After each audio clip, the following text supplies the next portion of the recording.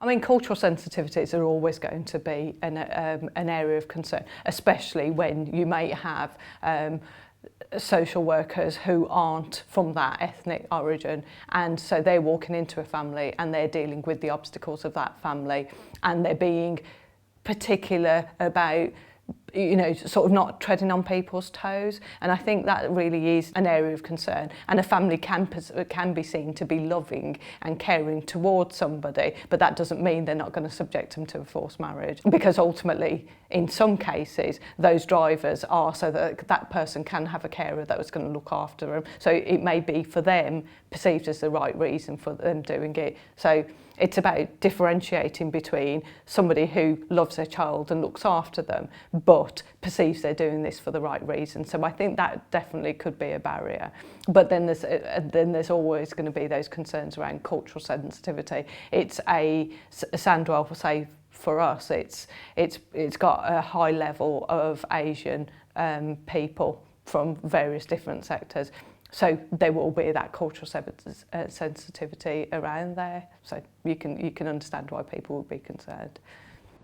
I think it's that awareness raising. I think what has happened, and I think is successful, is it's an area of work that actually is being discussed, and it's being discussed with the joint boards, so children and adults are looking at those issues. So it's not being dealt with, yes, the adults boards are looking at it, yep, the children's boards are looking at it, when really we should be taking a whole family approach when we're looking at these issues. So if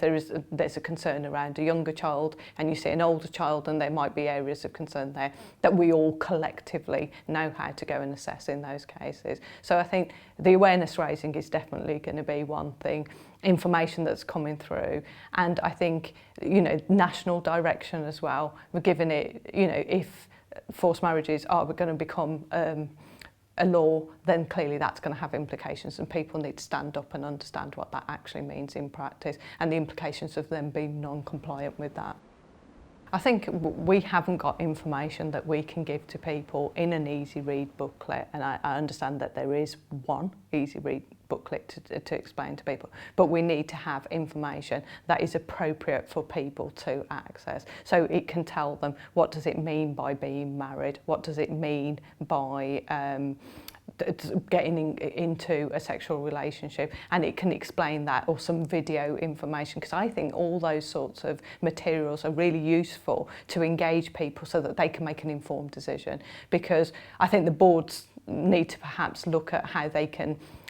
one, gain that information and publicise it in a way so all our partners are able to understand it and give that information out freely, especially the GP's first